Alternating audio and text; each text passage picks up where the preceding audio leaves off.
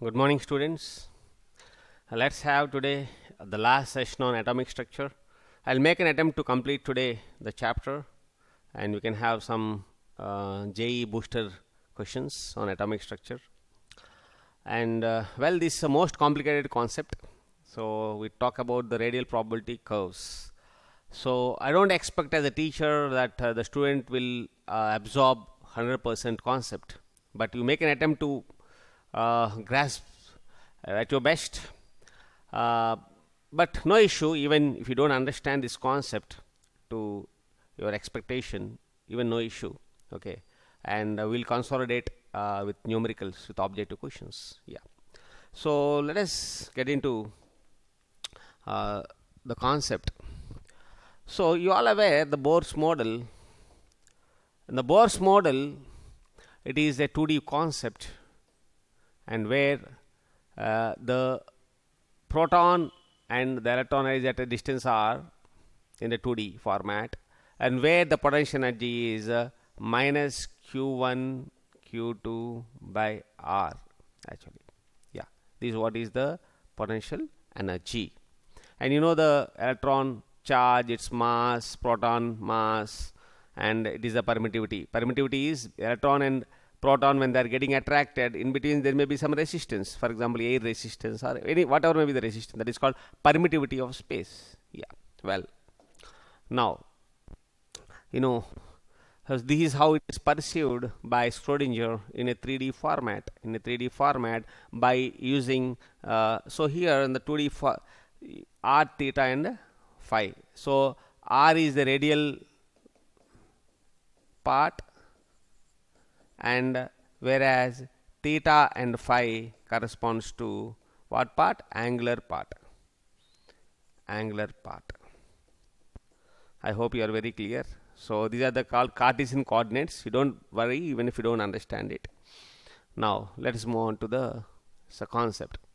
In the 3D format, basically, if you see what is the probability, so 90% electron probability is there at the center of the nucleus. You can see the electron center. At the electron center, you can see the electron density is concentrated all around in the black shade. This black shade, you can see here electron density is concentrated. So probability of finding electron density, if you see in the graph at a distance r from the nucleus, if you see this is 0 and this is r. If you see, it is maximum at the top, and as radius increases, you can see here as the radius increases, naturally electron density is decreasing. And so this is how you should see. So you can see here electron density is maximum. That's why you're writing here in the graph like this. And as you go here, you can see electron density is decreasing. I hope you are clear. Yeah.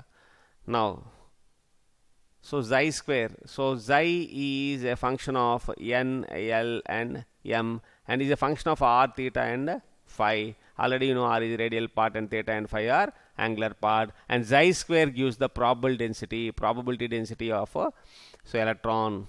I hope you understood. Now, so in the previous session you discussed about the nodes. This is how in the three-dimensional space electron looks. Basically, it's not that electron is just it is idle and is single and it's going around the nucleus. It's not like it's a dot actually. So just understand carefully.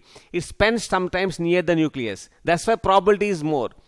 I mean, it is spending time away from the nucleus also. It is spending more time near the nucleus. It is spending less time apart from the nucleus or little distance from the nucleus. The probability of finding the electron density is maximum near the nucleus. Why? Because it is spending more time there. That's the basic meaning. Yeah.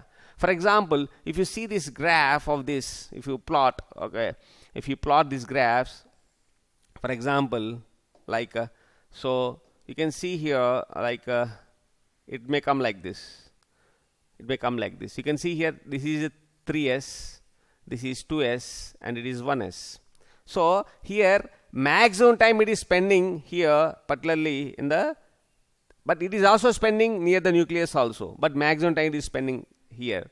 So slightly difficult to understand. For example, if there is a 3s orbital, for example 1s orbital you take, so most of the electron density is concentrating near the nucleus. There is no problem in understanding.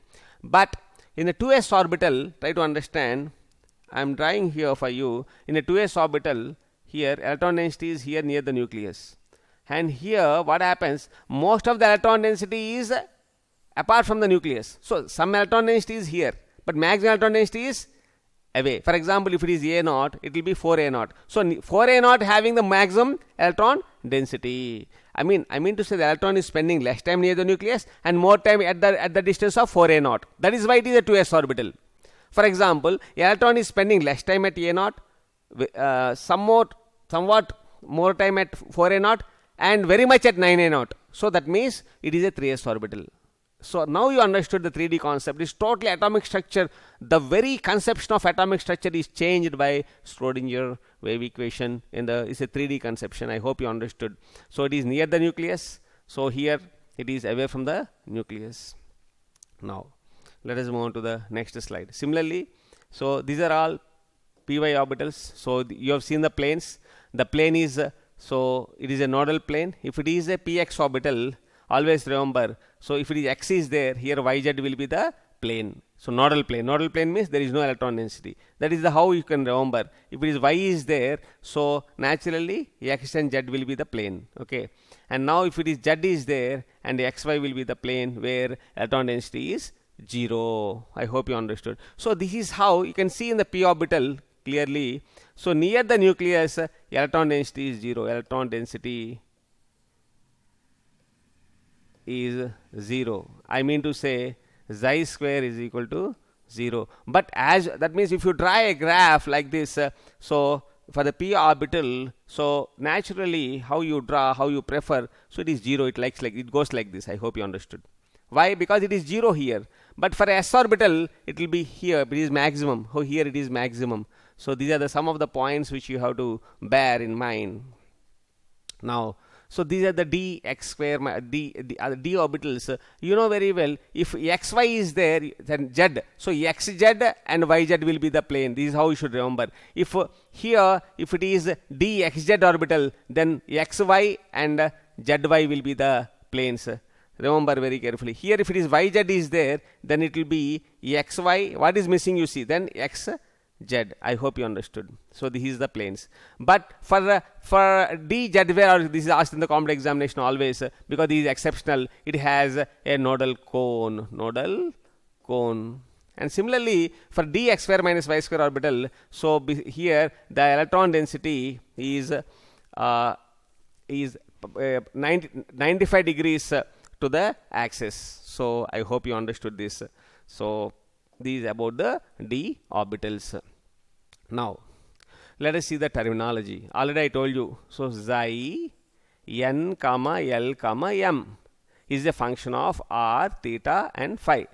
So and wave function is presented this way, and what n signifies?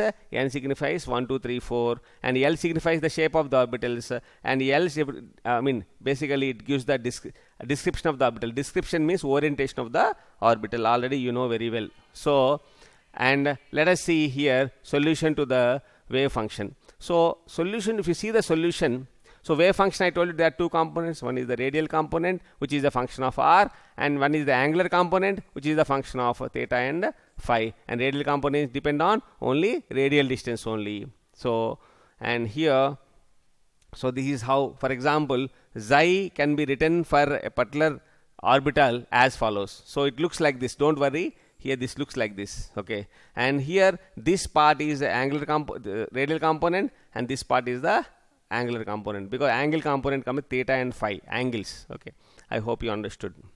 Now let us move on. So here these are the arrangement. First of all, students are very much confused about the shell, subshell and orbital. I want to again convey, in the Bohr's concept it is a shell. Shell means an orbit. Subshell means orbital. Subshell means a particular shape of the orbit. Now in that there are many orbitals are there. Orbital. So shell, subshell and orbital.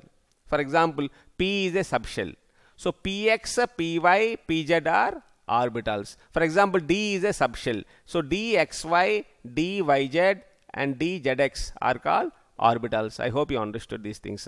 So And you know very well Schrodinger equation is in accordance with energy of the Bohr orbit. So if you calculate, for example, this is xi 100 is what orbital? 1s orbital. For 1s orbital, this is the energy. It is in correlated. If you calculate in joules, so E is equal to joules minus 2.18 into 10 power minus 18 by n square into 1 square, that is z square into 1 square. So z is equal to 1. So naturally you are getting the same value as Bohr. So here also same values you are getting. For example, this is a 2s orbital. So 2s orbital, because xi n l m, xi n comma l comma m. So that is nothing but xi 200.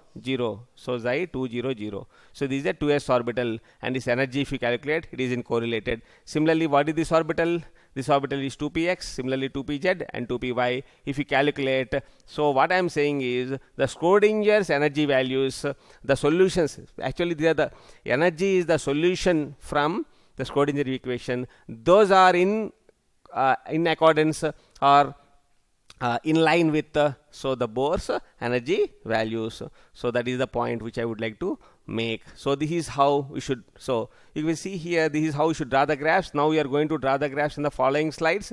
So you can see here, near the nucleus it is maximum, and as you go away from the radial distance, this is r radial distance, is a function of r, it is decreasing. So probability is maximum near the nucleus. And very well. And one more thing is, this is actually spherically symmetrical. It is independent of theta and pi. Very, very important. It is independent of theta and phi. And similarly, here px and y orbital are dependent on theta and phi. Very, very important. Okay. The p orbitals are angular dependent. So there is a angular dependence for p orbital. Angular. This question is asked in the complex examination. There is angular dependence for p orbitals. For p orbitals, p and d orbitals, whereas there is no angular dependence for so s orbitals, because you know very well angular node is what? 0 for s orbitals. So angular dependence is not there now. So that's what I am saying. So En is equal to minus RH into z square by n square. If you want to find the orbital angular momentum for a subshell, this is the formula. So L is equal to root over L into L plus 1 into H cross, means H by H by 2 pi. So this is the, you can calculate. So this is asked in the complex examination. For ns orbital, calculate. For the formula, L is equal orbital angular momentum. This is called orbital angular momentum. In the work session also some questions have been given on this. So L is equal to root over L into L plus 1 into H by 2 pi. So for 1s orbital, how to write? L is equal to root over 0 into 0 plus 1 into H by 2 pi. So I hope you understood. It comes out to be H by 2 pi. Similarly for 2s orbital, how to write? L is equal to root over, so L value for s orbital is 0. So same thing, 0 into 0 plus 1 into H by 2 pi. I hope you understood. So I think it is 0. Orbital angular momentum is 0, right? I'm sorry. If you calculate, so it will be 0. It will be 0 for this and also for this. Now let us find for 2p orbital. 2p orbital will be L is equal to root over 1 into 1 plus 1 into H by 2 pi. It comes out to be how much? So root 2 H by 2 pi. So this gets cancelled root 2 times. So H by root 2 pi. This is how you should calculate for all the orbitals. So similarly you can calculate for 3D orbitals also. So L is equal to root over L into L plus 1 into H by 2 pi. That is equal to 2 into 2 plus 1 into H by 2 pi. So it calculates to 4 plus 1 5. So 5H by 2 pi. This is root over. I hope you are very clear about it. So 2, this is 4 plus 2, 6 I think. So I hope you can solve these questions. Yeah. And you know very well. So I convey to you, this is L, this is subshell, and this is number of orbitals. Number of orbitals will be how much? 1 here 3, here 5, and here 7. What is the formula? 2l plus 1 is the formula. Just I am reminding you so that you never do mistakes. So what is the meaning of shell? You can see here, this is the shell, and this is the subshell, and this is the number of orbitals. Formulas are different, you have to memorize, and you know very well. So this is what exactly you have. These are the shells. These are the shells. Okay, and here shells and subshells are given for you. And what is the formula for number of orbitals? N square. N square is the number of orbitals we have discussed in the following earlier classes. And now you have a shells, subshells, and orbitals. So I hope you understood all these concepts. Now let us get into the graphs. Okay, now you know very well.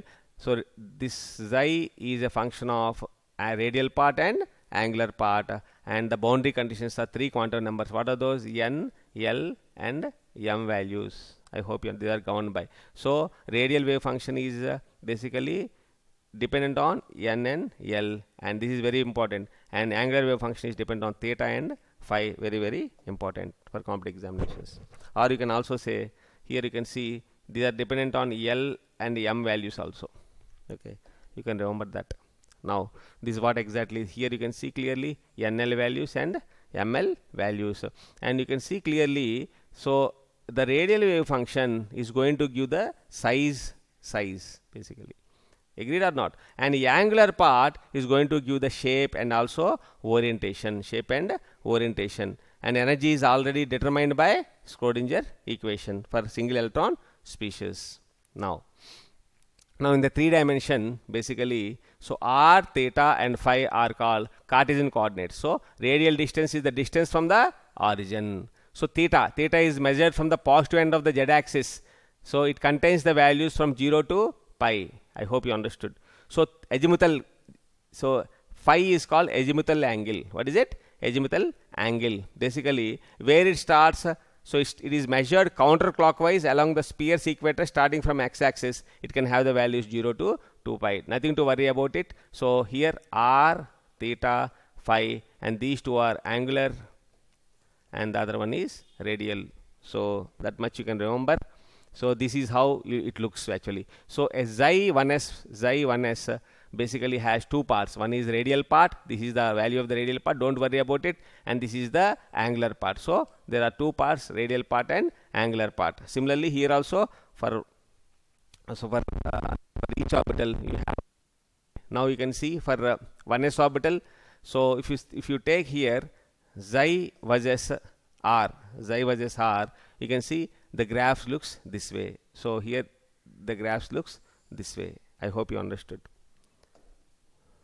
So and similarly for 2s orbital, so similarly you have 2 parts. What are those? One is radial part, another is angular part. So there are 2 parts are there. So but here always angular part is 0 for so s orbitals, you know. So s orbitals also look like this. So why it looks like this, I am going to teach you right now. So if you see the graph is looking this way.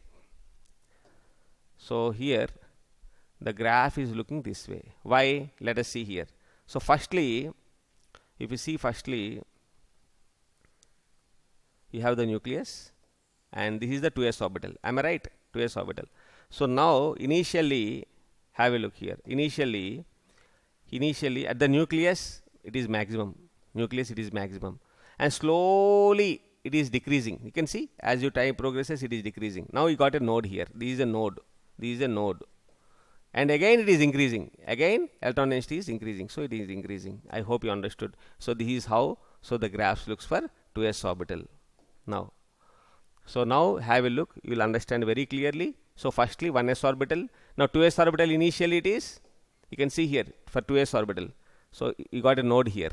So here there is a node. You can see can you see a node? After that it is increasing. So it is increasing like this. I hope you understood. So for 2p orbital, very important. So for 2p orbital, students have a look here. At the 2p orbital near the origin it is 0. Here electron density is 0. There is a node here. That's the reason why you can see here is starting from the origin. So there is no electron density, and I hope you understood. This is how it looks. Now for the 3p orbital, so let us write the 3p orbital here, students. This is 3p orbital. For 3p orbital you have one node here. This is node. So firstly, initially there is no electron density, but it is increasing. Again you got one node. I hope you got it. So here you can see first it is starting from the origin. Now it is increasing, and you got a node here, you got a node here, and it is, I hope you understood. So for similarly for 3D orbital. So 3D orbital looks like this. 3D orbital looks like this. So initially it is 0. So here initially it is 0, and slowly it is increasing. You can see if you go this way, it is increasing. Radial distance, if you go, it is increasing. I hope you understood. So xi versus r, you calculated the, plots. You have drawn the plots, okay, as follows. Now you can see here very clearly. So first of all, 1s, agreed or not? So 1 second. These xi values. This is 2s. This is 1s. These are what values? Xi values. Now if you square xi square means what happens? This becomes positive. This becomes a positive, xi square. So this is xi and xi square. Why you take xi square? Because xi square means what? Probable density. Probability density. Now listen students, actually, so xi has no significance, xi square has significance, but probability density means where in the 3-dimensional space you will find. You don't have a particular position. That's why by using xi square graphs also you can find the electron density. I am going to give a new concept that is called radial probability. Shortly I'll give, just have a look what I mean. Okay, so here this is 1s orbital. Have a look. So these are the radial probability curves. These are the radial probability curves. So what are these radial probability curves? How to find? I'm going to teach you. Again, these graphs will be shown for you at the end. Okay. So now this is what exactly. So these are the xi values. These are the xi square values. These are the xi values. These are the xi square values. This becomes a positive. You can see here these are the xi values and these are xi square values. This becomes a positive. But it's okay, fine. But you got a xi square. But in 3-dimensional space, exactly where you are where you can find out the electron density, that is a big question. Yeah. Now we are going to get into the most interesting concept. What is it? Now listen carefully. Now, electron density is present. Now have a look here. I am taking a new slide for your understanding. So for example, this is all, let us take, this is the nucleus. Let us take this is the nucleus. Okay, nucleus. Now I hope you understood this part. Okay, this is the nucleus. I am drawing here one line. Okay, now here electron density is found. Where it is found?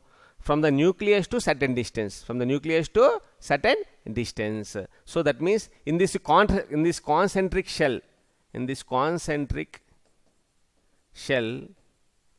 so electron density is present. Agreed or not? Electron density is present. So now what you are doing is radially. First of all, radially means you are going this way. Radial probable density. That means you are going to find the electron density in that particular volume. This volume only you are going to find radially. I hope you understood. This attempt you are going to make. So now you can see here. This is R. This is, one second. Yeah. Now have a look here. So this is R. This is R. Now this is called dr. This shell is called dr. Agreed? Now let us find out the electron density. So I want to find the electron density in between these two. So what you have to do? Now you have to, for example, this volume, listen, try to understand carefully. For example, this volume, if I take it as V1, this volume, if you take it as this volume, if I take it as V2, okay, agreed or not?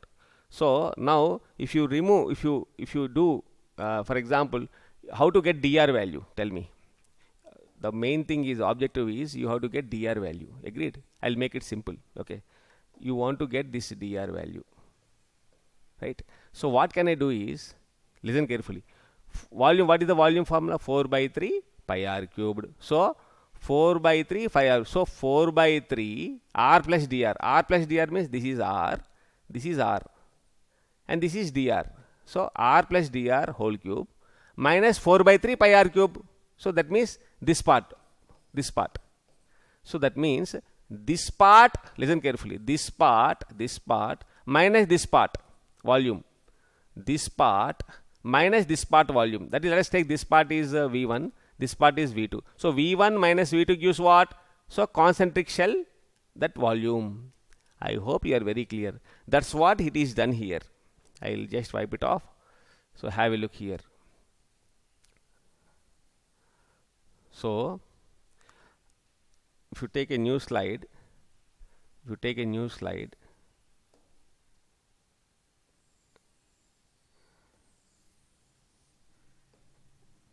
and you write here, this is R, this is R, this is dr, this is dr. Now you can find the volume. Volume is given 4 by 3 pi r cube, pi into r plus dr whole cube. R plus dr means this one, r plus dr, this is r and this is dr whole cube, minus 4 by 3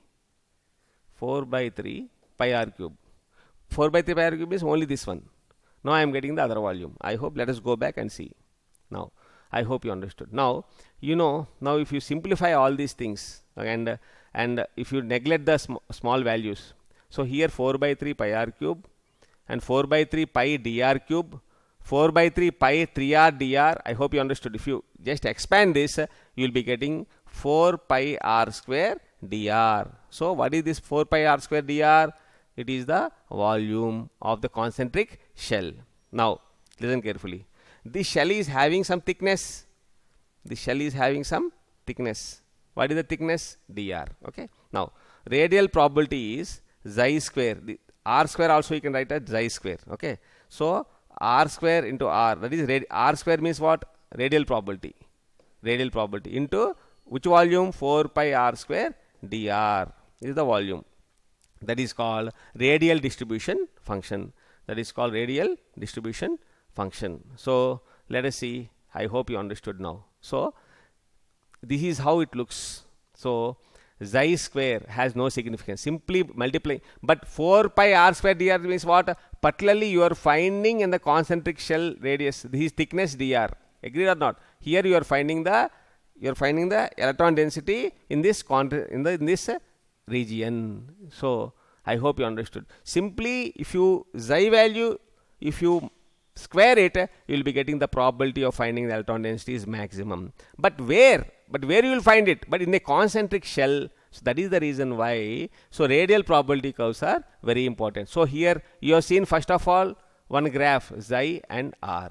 Another graph is xi square and r. Another graph is 4 pi r square, xi square and r. So this is called radial probability distribution curves. Now you are going to see radial probability distribution curves. So now this is also called P as a function of R. So radial distribution function. So what is this? PR dr, probability of finding the electron in a shell of thickness dr at a distance r from the nucleus. So in a shell of thickness dr,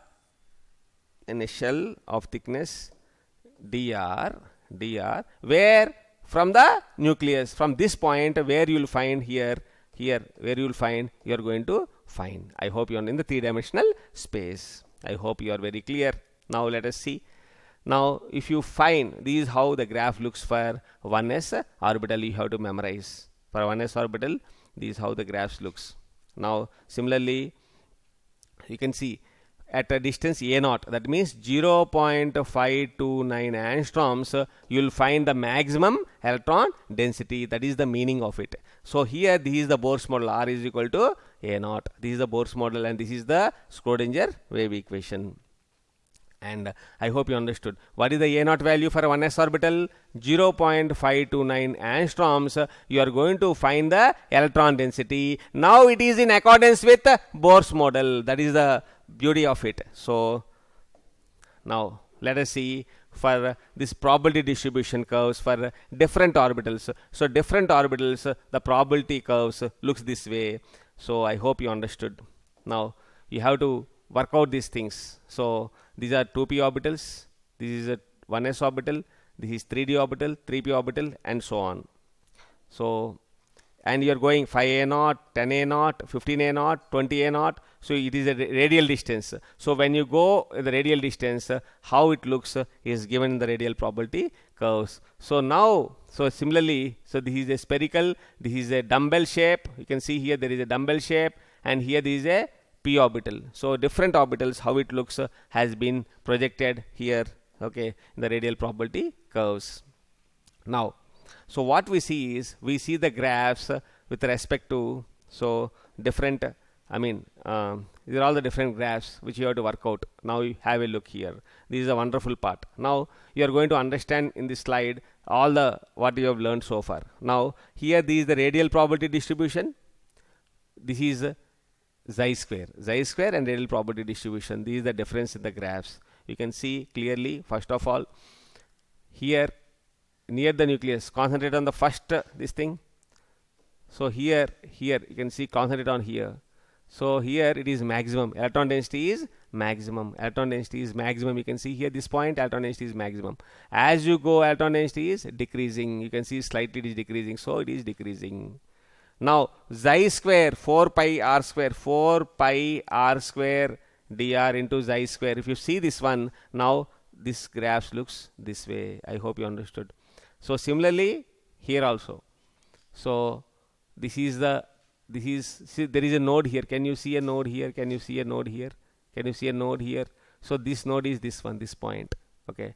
And similarly here, how many nodes you have? One node. You have here two nodes. You can see one node and two node. And if you square 4 pi r square dr, if you square it, this is how it looks.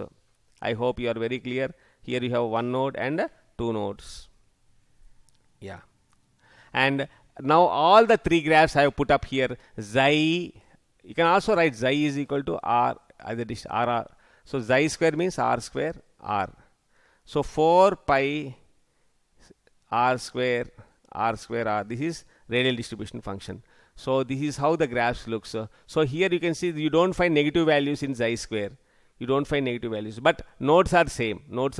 Here one node is there, here also one node is there. Here no node, here also no node. Similarly here also nodes are same in the probability distribution curves. So these probability distribution curves you are expected to practice. Similarly this is for 3s orbital. So 3s orbital, you know very well, there are two nodes here. Similarly here also you have two nodes.